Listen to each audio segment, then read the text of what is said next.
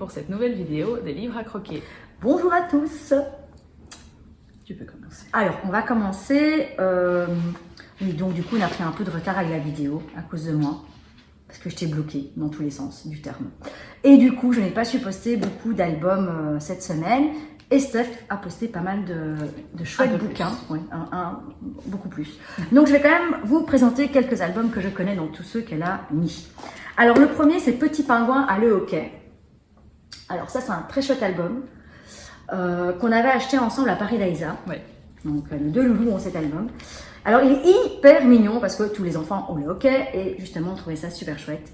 Et ce qui nous a surtout fait rire dans cet album, c'est en fait qu'on ne peut pas donner de pili-pili à un pingouin. Sinon, ça lui donne le hockey.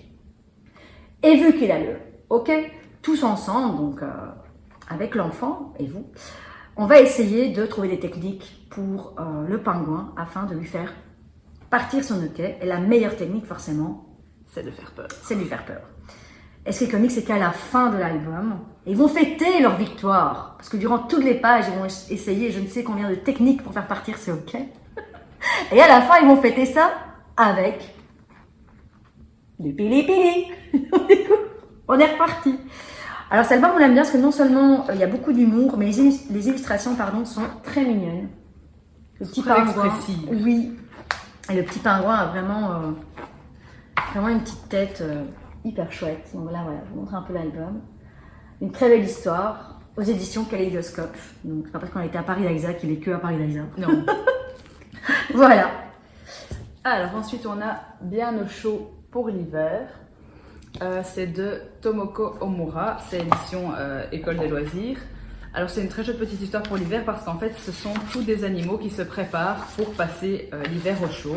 Donc, on a à chaque fois par page un insecte, un animal qui fait son petit nid pour l'hiver. Donc c'est très mignon à travailler avec les enfants, voir un peu comment ils se préparent pour l'hiver, quel qu'il parce qu'il y en a qui hibernent, il y en a qui n'hibernent pas. Donc ça peut vraiment être le départ d'une très chouette...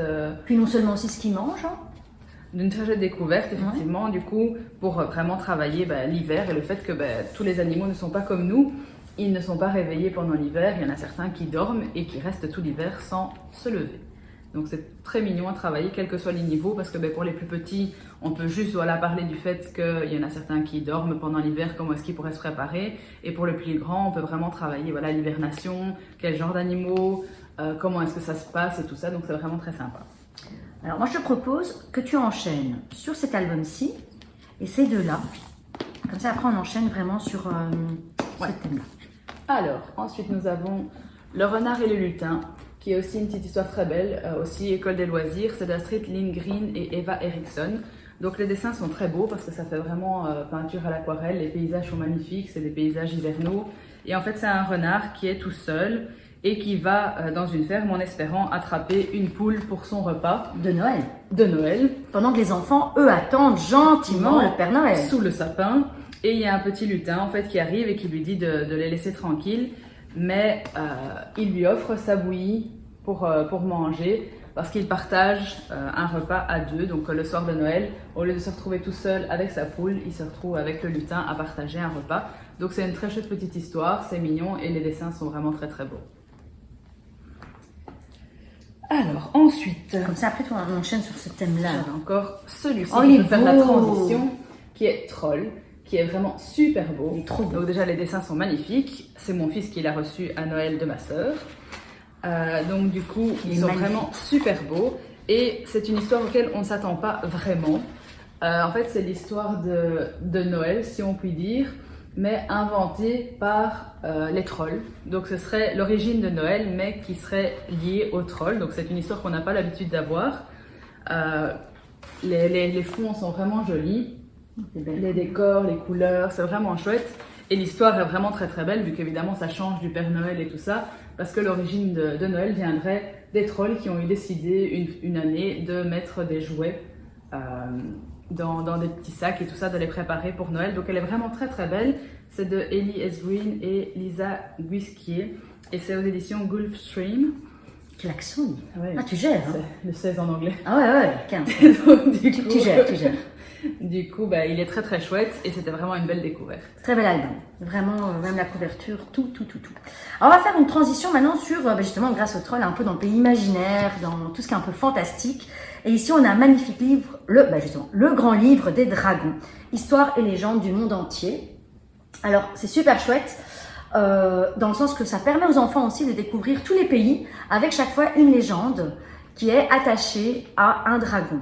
D'accord? Donc, on a la légende de Saint Guilo et le dragon en Italie. On l'a vu, on le dit mieux, hein. Giulio. Sans doute. Giulio. Il y a la légende de Fafnir et Siegfried. Ça, c'est un peu plus compliqué en Allemagne. Donc, en fait, vous allez voyager autour des pays du monde et découvrir à chaque fois une légende. Et ce qui est vraiment bien, c'est que c'est une page en général. C'est à peu près une petite page. Une ou deux pages par, et alors, par légende. Et alors, les dessins sont très beaux aussi. C'est celle d'Italie. Je ne sais pas si vous la voyez. C'est vraiment des très jolis dessins. Très beau, et en fait c'est gai parce que ça permet non seulement de découvrir les pays, mais d'ouvrir encore plus son imagination. Et qui sait, en fait, ils ont vraiment existé. Parce que les légendes, ça part toujours de quelque chose. Très bel album. Alors nous avions un Geronimo Stilton, qui est Le Royaume de la Fantaisie, le grand secret. C'est un album qui est très très chouette parce qu'en fait ça part des chevaliers, donc il y a toutes des légendes, des secrets, plein de nouvelles choses à découvrir. Geronimo va se retrouver transporté dans un monde fantastique. Mais en plus de ça, dedans il y a des codes, donc en fait que les enfants vont devoir décoder. Il y a des petites énigmes et tout ça, et donc les enfants au fur et à mesure de la lecture vont devoir résoudre les énigmes pour aider Geronimo à trouver la solution. Donc c'est vraiment très sympa. Les dessins sont toujours chouettes, la façon d'écrire aussi, vu qu'à chaque fois c'est représentatif.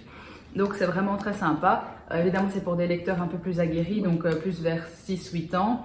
Mais voilà, eux ils mettent même à partir de 8 ans.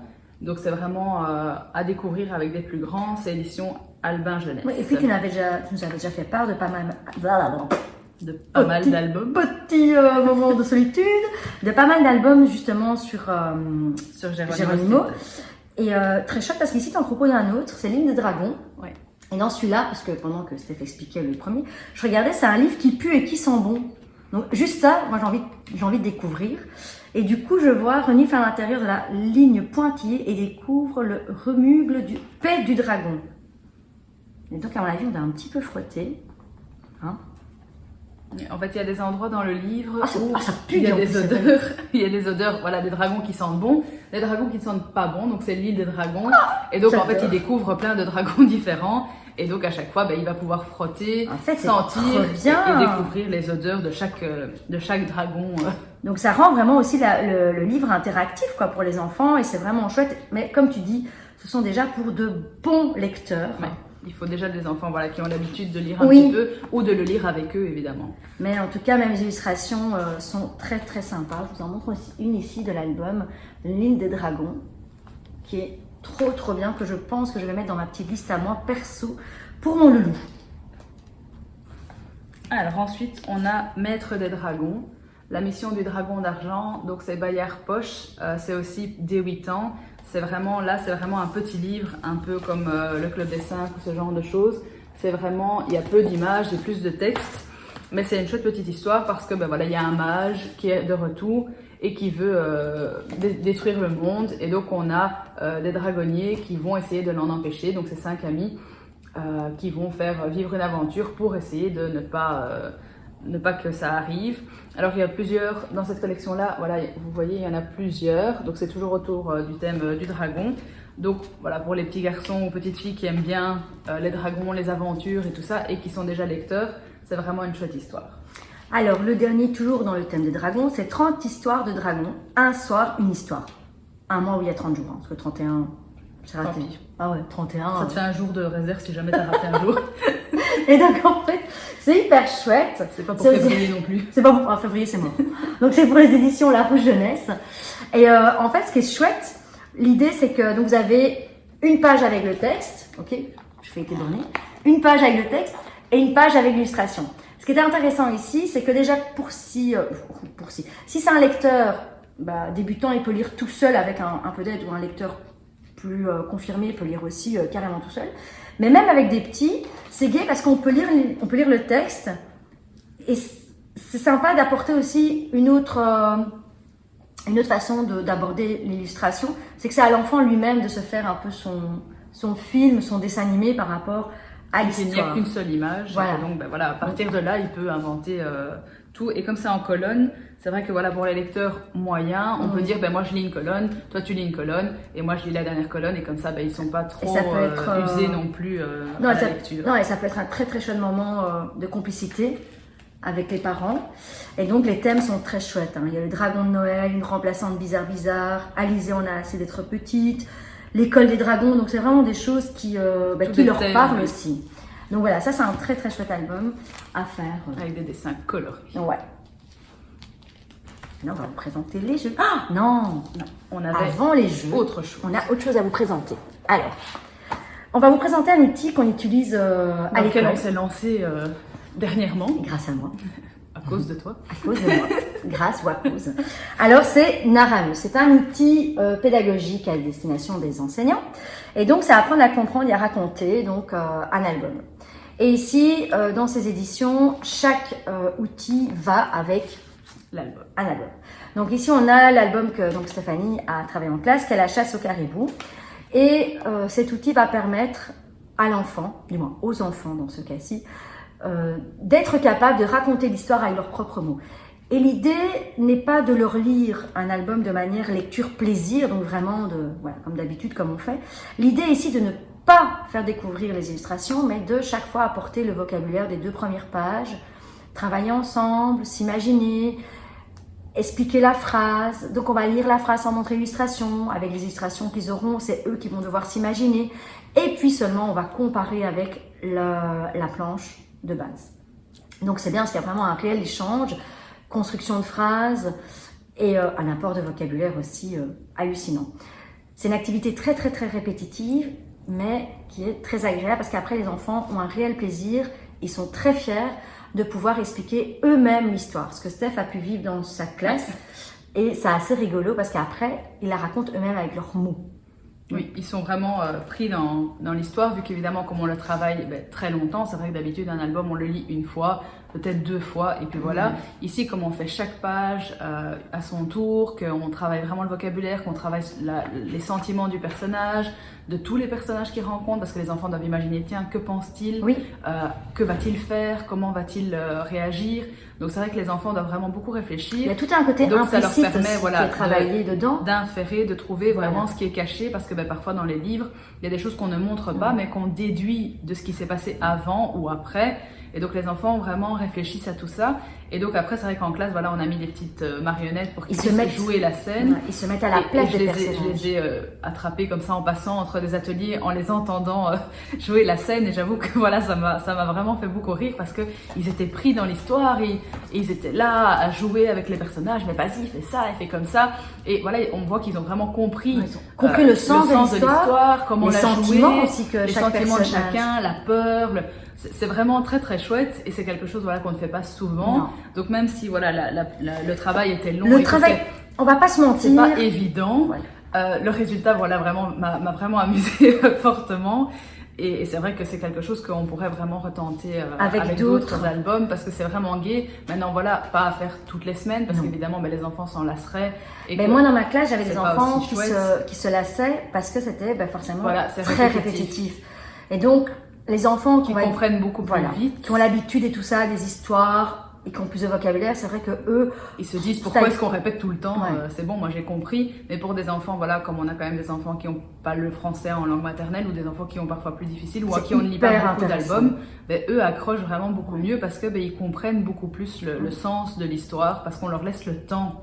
Et puis tout simplement sur des mots aussi en tant que parent. Moi j'avais un autre album, donc ici c'était donc La chasse au caribou.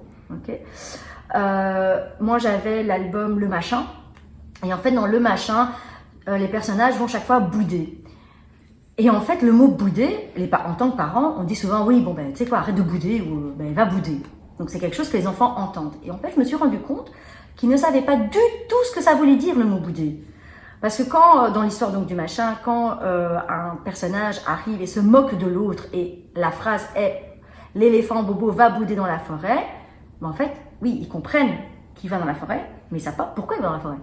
Ils ne savent pas pourquoi il boude. Et c'est là qu'il y a tout le côté implicite par rapport à ça. Et c'est là qu'il y aura le travail aussi à faire avec les enfants. Et puis après ça, ils ont compris ce que voulait dire bouder. Que c'est quelque chose qui nous a blessés et qu'on n'a pas spécialement envie d'exprimer, mais qui est à l'intérieur de nous. Et donc c'était vraiment intéressant parce que du coup, quand ils ont joué la scène juste entre eux, j'entendais, moi j'avais un petit loulou, il me disait ouais c'est bon, il m'a dit grosse patate, c'est pas très sympa, je vais aller bouder. Mais du coup il a compris que être désagréable ou méchant avec lui, ça l'a blessé. Donc là il a compris pourquoi il allait bouder. Mais c'est bien, grosse patate toi-même, hein. Moi je suis pas une grosse patate, hein. Ok c'est bon, j'y vais. Donc c'est vraiment un outil très enrichissant.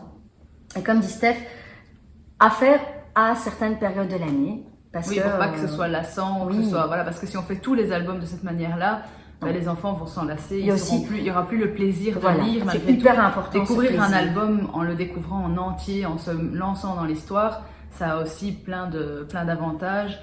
Et donc il faut vraiment trouver un équilibre entre les deux et pas faire que ça. Mais sinon c'est hyper enrichissant. Alors on est prêt? On a 3 jeux à vous présenter. Oui. Alors le premier est Vive la couronne. C'était pour rester dans le thème en fait aussi de la galette des rois, dont j'avais 2 albums qui étaient postés que je n'ai pas su prendre parce qu'ils sont restés dans la classe.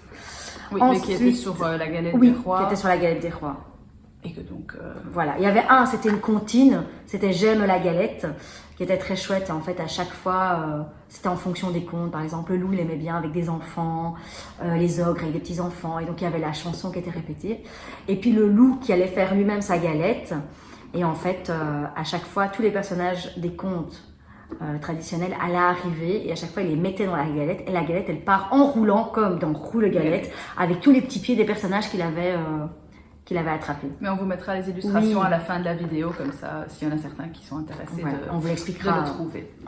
Ouais. Ensuite, le deuxième jeu, le labyrinthe, c'est la version de poche, si je puis dire.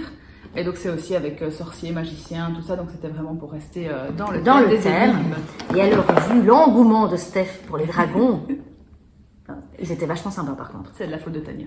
Ouais, et par contre, j'ai plein de livres que je vais noter, que je vais prendre aussi. Donc du coup, toujours dans l'engouement des dragons, alors, notre jeu, et on adore ce jeu, la tour du dragon. Bon, ça on va vous l'expliquer maintenant. Oui. Prêt? On y va. Alors, le premier jeu, le labyrinthe. Donc, on a installé toutes les tuiles. Il faut mettre 7 sur 7 pour faire vraiment un chemin. Il ne faut pas les mettre de manière à faire vraiment un chemin. On les met vraiment au hasard. Et donc, on a la tuile de départ. Et chacun à son tour, on va avancer pour essayer de récupérer les 2 clés. Donc, passer dessus. Et puis, arriver à la sortie pour pouvoir ouvrir la porte avec nos 2 clés. Donc, évidemment, ça s'est mis de manière aléatoire. Ici, on a plutôt de la chance, vu qu'on peut avancer directement sur une clé, que l'on gagne. Au fur et à mesure, on avance. Quand on arrive en bas à une tuile qui ne permet pas le passage, pour pouvoir la retourner, on va devoir résoudre une énigme. Wow. Donc il y a plein de petites cartes différentes, il y a des cartes avec plusieurs suites logiques, il y a des chemins, il y a vraiment toutes des énigmes différentes, et donc on va devoir résoudre. Si on résout l'énigme, ici voilà, on a un petit chemin à suivre pour retrouver quelque chose, donc on va suivre le chemin. Si on réussit l'énigme, hop, on arrive à une étoile, eh bien on peut bouger la tuile pour pouvoir continuer son chemin. Et si on n'était pas arrivé à une étoile? Si on n'est pas arrivé à la bonne réponse, si l'enfant ne trouve pas, il ne peut pas bouger la tuile. Ok, mais comment il fallait d'office arriver sur l'étoile alors? Non, il faut trouver le bon chemin du labyrinthe, juste. Ok. Ici, par contre, voilà, on doit choisir en équipe si on résout les A, les B ou les C. Imaginons qu'on dise les B. Et donc, on doit trouver quelle suite logique il y a. Les réponses sont au dos. Ok. Donc, j'ai pas pu voir. Ah.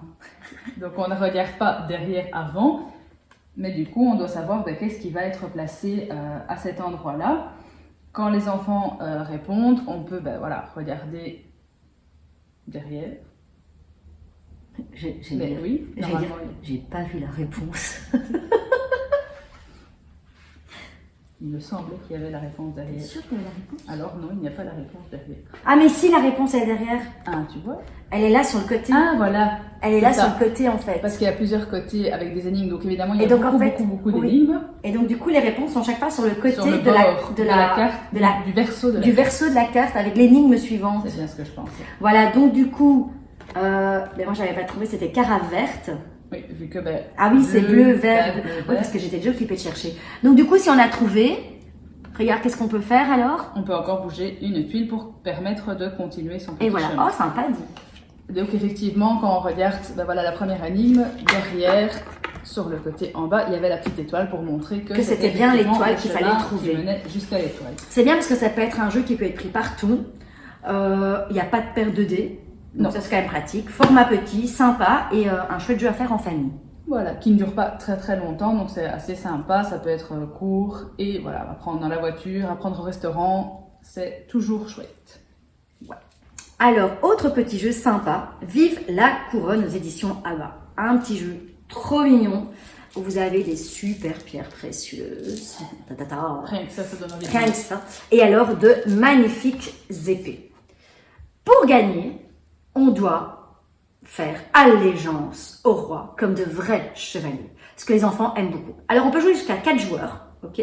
Là on va vous faire l'exemple comme si on était 3 parce qu'en fait à 2, on peut jouer à 2, mais c'est un peu nul à 2. Moi j'ai toujours fait à 2, j'avoue que voilà. Bah, Ça va beaucoup plus vite voilà. en fait. Et par contre à 3 c'est déjà vachement plus sympa et à 4 c'est la totale. Alors du coup, on n'a pas rectifié le jeu. Quand on joue à 3, il y a des tuiles au centre et vous prenez les tuiles forcément de 0 à 3. D'accord? Quand vous jouez à 4, ben, vous prenez les tuiles de 0 à 4. C'est vrai. On place la couronne, alors une petite couronne qui va avec le jeu, qui est trop chouette aussi. Voilà. Elle a du vécu, hein. Donc le premier joueur va prendre 2 tuiles au hasard, ok? Et je vais les regarder discrètement, sans que Steph les voie. Je vais vous les montrer. Donc on a, je ne dis rien parce que sinon on va tricher. Voilà. Donc je les retourne. Et pour savoir si je vais gagner une pierre précieuse, bon, on doit prêter allégeance. Et en fait le jeu c'est de se dire combien de chevaliers vont prêter allégeance ou pas au roi. Pour prêter allégeance, on doit lever sa couronne vers son épée vers la couronne pour dire allégeance au roi. Si on n'est pas d'accord, alors on la met vers le bas. D'accord? Donc comme ceci. On la met vers le bas. Ok? Donc là, on va faire comme si on faisait à 3. Il va y avoir un moment de psychotrip. Alors, moment de Allégeance. Donc pour faire l'allégeance, on doit crier vive la couronne. Et au moment où on a le son couronne, à ce moment-là, soit on regarde la couronne, soit on va vers le bas. Ça va? Prête? Vive la couronne! Donc là, personne n'a prêté allégeance au roi, d'accord? On a toutes les 3, du moins. On a mis imaginaire ici. Toutes les 3, les couronnes, les épées vers le bas. Donc je vais vérifier. Et une de mes tuiles donnait le chiffre 0. Donc j'ai gagné un diamant. un diamant. Dommage que c'est pas des vrais. Mais du coup, voilà. Donc à chaque fois, on va jouer comme ça. C'est un petit jeu sympa, rigolo. Un peu de stratégie. Oui, un peu, on voilà. doit essayer. En fait, c'est du bluff aussi. Hein. Parce que par exemple, moi j'avais 0 et 1. J'aurais pu très bien. Parce que là, je savais très bien que si je me mettais vers le haut, peut-être que Stéphanie allait le faire aussi. Donc du coup, j'allais perdre. Donc c'est un petit jeu de bluff. Voilà, de se dire, bah, si je lève, est-ce qu'ils vont penser Voilà. qu'ils doivent lever aussi ou pas? Et voilà. C'est un petit jeu sympa. Moi, je l'avais offert lors de la galette des rois, mon loulou. On a bien rigolé. Voilà. Alors, pour notre dernier jeu, on va remettre bien, voilà, la tour du dragon. C'est notre préféré. Ouais. On va remonter pour que vous voyez vraiment le tout. Parce que L'ensemble. vraiment, il est très très beau. Il est travaillé, il est vraiment très très sympa parce qu'il y a plein de petits détails et tout. Donc déjà, on a le dragon qui est trop beau. Avec son Avec caillou. son caillou Avec son boulet. qui retient le rocher. Oui. Et en fait, son but évidemment, c'est que vous ne puissiez pas sauver la princesse. Princesse qui est au-dessus de sa tour et qui attend dans sa chambre que vous veniez la sauver. Alors en premier lieu, évidemment, pour monter jusqu'à la tour, il faut Un fabriquer échafaudage. Un échafaudage. Échafaudage que vous allez pouvoir fabriquer avec vos petits compagnons de toutes les couleurs. Voilà, il y en a des différents. Et donc pour ça, il faut retourner une tuile. Donc on en retourne une. J'ai une planche, donc chance pour moi, je peux mettre la planche. Ah, c'est comique parce que moi, celle-là, je la mettais d'office. Bravo. Donc, à moi. Hop.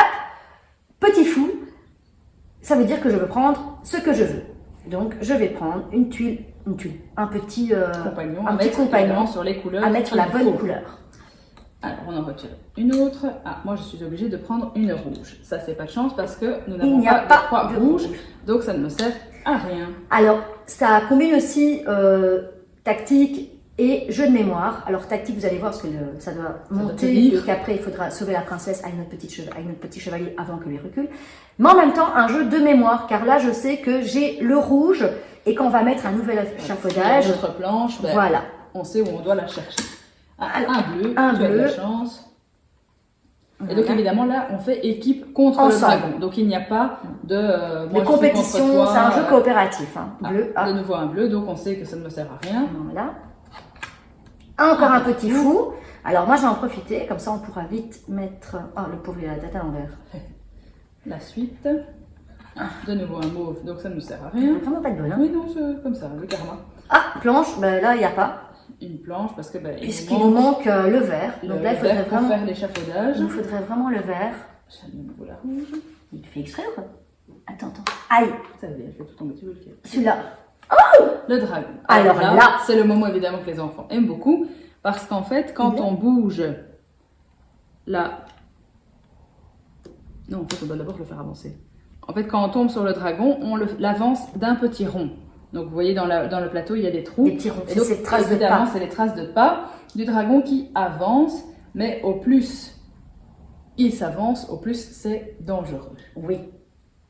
Puisqu'une fois qu'il va arriver au dernier, On il enclenche va tirer sa corde. pour que sa corde se rétracte et que ça fasse Du tomber coup- notre bel échafaudage. Du coup, je comprends pourquoi le jeu dure plus longtemps avec toi. Parce que moi, dès le début, je... Tu te fais avancer, Donc du coup... c'est un contre-la-montre. Oui, voilà, c'est un contre-la-montre, c'est un stress ce jeu. Donc voilà, donc maintenant c'est à moi. Hein, je retourne, bah, de nouveau échafaudage, décidément là. On peut constater que pour des enseignantes, on est assez nul niveau mémorisation. On va prendre le verre. Ah voilà, génial. Tiens, tu avais ta planche. C'était où encore? Là. Mais Oui, on peut mettre la planche. on peut mettre la Et planche. Alors aussi, avant que tu mettes la planche, Steph, je voulais juste montrer, donc il y a des trous. Et ces trous vont servir après à faire tomber la princesse. On va faire descendre et la mettre en sécurité dans son carrosse qui est caché ici sur le Oui, plateau. parce qu'elle doit passer le pont, hein. Vous allez voir, c'est hyper excitant. Ah, attends, excuse-moi, je vais pas retourner. Vas-y. Il y avait la rouge. Non, il y avait la mauve. Hop, petit mauve. Petit mauve. Alors, les pauvres, j'ai toujours la tête à l'envers. Bravo, ils vont pas faire longtemps, ça. Un jaune. À toi. Un autre jaune. Oh Un rayon qui avance de nouveau. Je comprends pour comment ça allait vachement trop mal. Un mauve. Je suis en train de me marrer toute seule en disant, bah. Et vous avez jamais gagné en fait. Bah non, on n'a jamais gagné. Un petit fou qui permet Oui, de prendre. qui permet de prendre un autre. Voilà. Encore un petit fou. Génial. Il nous faut la planche qui était ici. On la met dessus. À toi.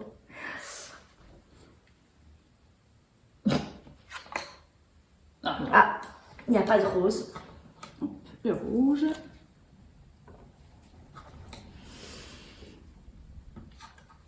Une planche. Un bleu.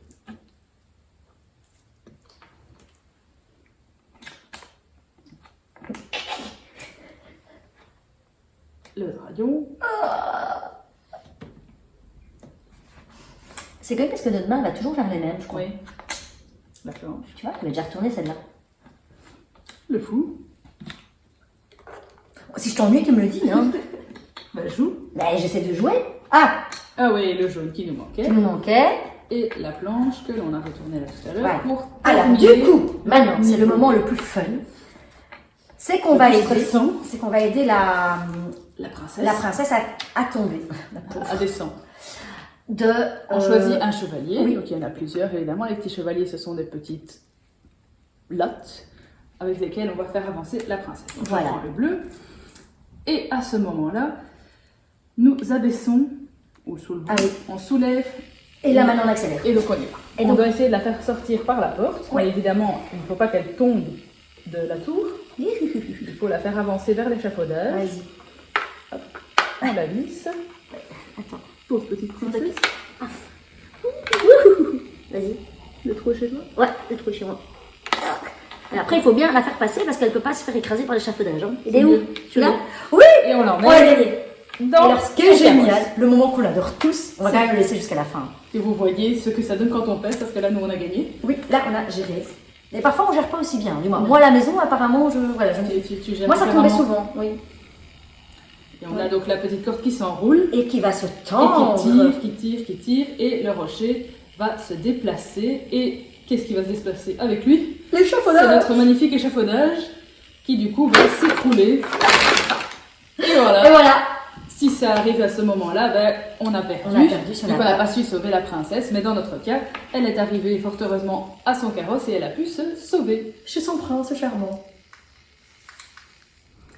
Voilà, la vidéo est terminée pour aujourd'hui. On espère que ça vous aura J'allais le plu. dire. Que vous avez apprécié découvrir de nouveaux jeux, des Oui. nouvelles lectures, des nouvelles pédagogies. Et on se retrouve pour notre prochaine vidéo. Bon dimanche! Bon dimanche.